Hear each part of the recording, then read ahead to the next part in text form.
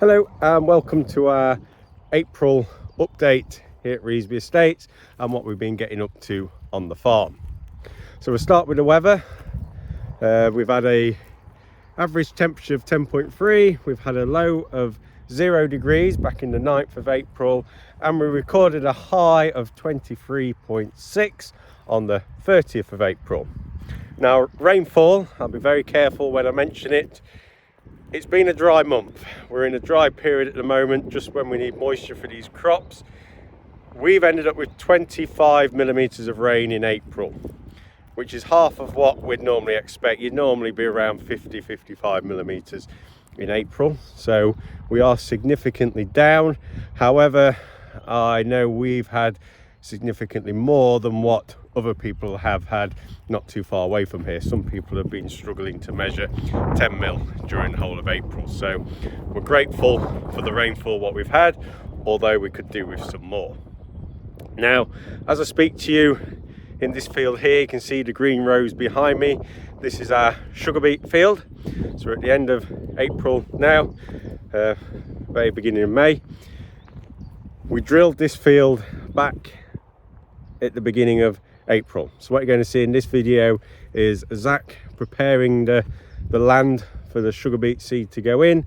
Then we've got the sugar beet drilling it, and then here we are now sort of 30 days later and we're up in rows. So here we're joined by Zac, who's been operating this drill setup, but we're not actually operating as a drill today, we're operating as a cultivator. So we'll just take a look at what Zac's up to. So Zac, what are we up to today? We're just cultivating some of the land just behind the office here for sugar beet coming this season. At the minute we're just altering these harrows, the following harrows usually used to cover up the seed behind the tines. Yeah, we're just going to alter them. These ones, take the pin out. We can alter the pitch of the tines. So less aggressive means obviously less movement of the soil. More aggressive means digging into the soil a bit more, causing a bit more till. So we're just going to alter them all the way in, and it just means a bit more angled into the soil and cause a bit more till. The more till we have, the better the sugar beet will grow.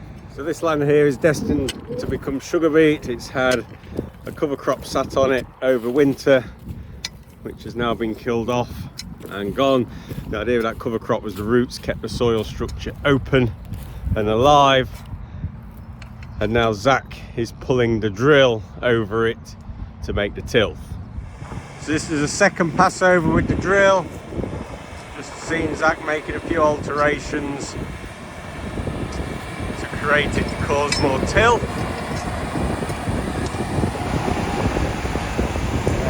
Disturbing the soil and rakes, what Zac's told for digging in the ground to make our till.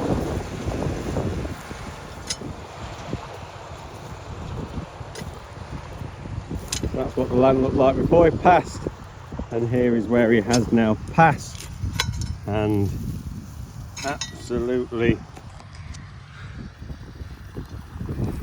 lovely tilth. Nice bit of moisture trap. We've been very dry, but because we don't move our soils around a lot, we've managed to maintain moistures within it. This is being worked now because it's due to be drilled with sugar beet tomorrow.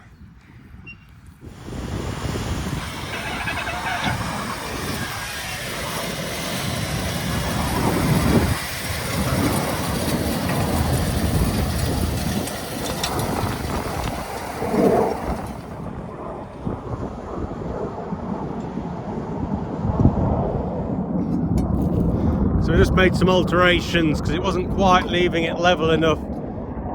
When we do for sugar beet, we need a fine level seed bed. And you can see here how we've got the castellation profile, this up and down, which wasn't quite good enough for sugar beet. The problem is when the drill comes along, it drops the seed in here and then knocks this. We'll get an inconsistent depth of the seed. So if you come here, we can see just here is where the drill was stopped, And then here's where we've ran a lot more polished, finer, smoother surface. Absolutely lovely tilth. So this tilth's been created here without ploughing. A lot of people plough for sugar beet. We haven't ploughed. It got a Toronto in the summer, cover crop put in all winter to keep that structure open. Run the drill through it now twice to get the seed bed, and then we'll drill into it. The beauty of this system is it holds its strength. We've not got a lot of air introduced into the soil, so when we come to harvest the beet in the autumn, fingers crossed we don't get the machines dropping down and making big ruts to deal with. It's quite a quick turnaround for the next crop to go in. And here now we see Philip Bournemouth drilling our sugar beet for us. This is the day after Zac's worked it, so we've preserved all the moistures. Philip is here with his 18-row precision drill, precisely places the seed at the exact spacing what the sugar beet needs, because each actual sugar beet comes from each individual seed. Yeah, and going in the tree.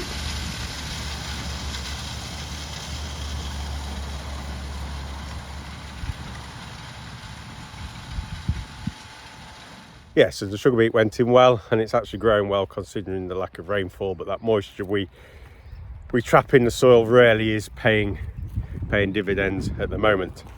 So now we're going to take a look at myself looking at some wheat and looking at timings of our fungicide applications. So you join me now in one of our winter wheat fields, and I'm in this field now just assessing for any disease pressure which may be in here, because we are approaching one of the main spray timings on a wheat crop, which is T1. So we have sort of four main timings. You have a T0, a T1, T2 and a T3. T1 and T2 are the critical timings rarely, and that's because it's protecting the upper canopy of the wheat plant, which is going to give us the most photosynthesizing and get the most energy to build that yield. So if we take a look at this wheat crop, I'll show you what we're actually looking for and what these T0s to T3s actually mean. Here we are with the wheat.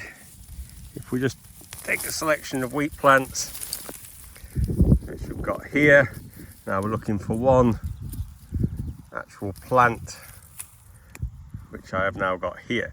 The main stem is what we're going to be looking at, and then we've got the two tillers on the side here. So we'll discard those and we will concentrate on the main tiller. Now here we are with the main actual plant, sort of the mother plant before we had the tillers. And I would, as a guess, that is leaf 3 coming out just there, which is the leaf we're going to be aiming at with the next spray timing, which is the T1. Because the top 3 leaves, leaf 3, 2 and 1, are our main targets. So we'll wait till leaf 3 is almost fully out so we can coat that, which then gives us a protection window, and then we'll come back again when leaf 1 is on its way out to top up that protection.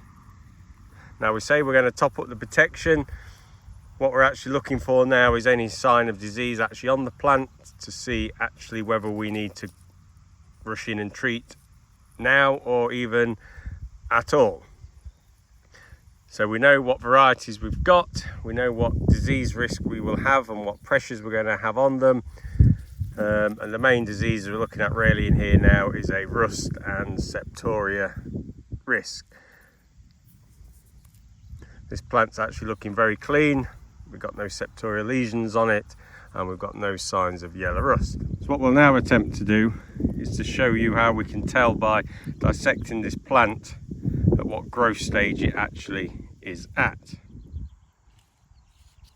So what we'll firstly do is just trim off these bottom roots.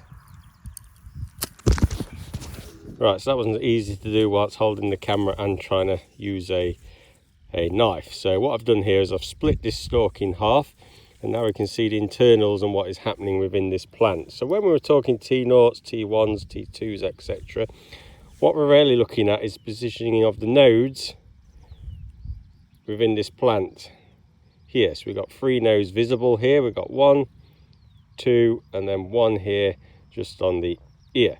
So when we're talking T0, it's when this first node is dropped off and it's just moving away. Now we're talking T1.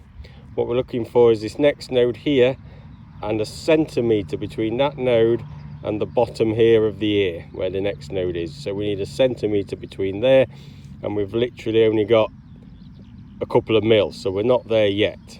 When we end up with a centimetre, that means leaf 3 will be out. And like I said, that there just coming through is in fact leaf 3. So you can see it's not quite pushed up enough within the plant. Whilst we're also looking at this plant, you can just see the juvenile ear here. The florets on it already developed, where the grain sites will be in here. So yeah, that tells me at the moment we're not quite at the right timing. So I predict on this field we're another probably 6-7 days away from actually the right timing. So we'll come back and have another look later. And that means we can just keep observing this crop. No need to make a decision on what we need or don't need in here yet, because the weather currently is a little bit changeable. Rain brings in rain splash, which splashes septoria disease from the bottom of the canopy up. It needs to be moved up by the rain splash. So if we get a lot of rain events, we could well see septoria, but septoria is hard. It can have a very long latent period. By that we mean the development period before we actually see the infections, actually see the symptoms. It can be a very long period, so it could be in this crop and we can't actually see it yet. As we get some warmer days, it will go for its development quicker. And then we're looking for the yellow rust. A little bit of brown rust maybe, but not quite yet. We're looking for the yellow rust in here, which can be quite devastating to a crop by ripping out the green area. So couldn't see anything in here yet, but knowing this variety, we pick a lot of our varieties now down to their genetics being able to fight off a lot of these diseases, and these have got very good disease resistant scores. So I'm not expecting to see a great deal in here, which means we can choose our chemistry to be more of a protectant, just to protect from diseases coming in. The problem with rust is you never know quite which strain of rust you're going to get and which crops are going to break down to it, so you do have to be on the ball and being protecting. So as we stand in this crop, nothing is needed on it. It's looking quite well, quite healthy. It's growing away, so we'll leave it for another sort of 3-4 days and come back and see where we are. So I hope you found that update useful of what we've been getting up to. So we will see you again next month and see what we've been getting up to in May.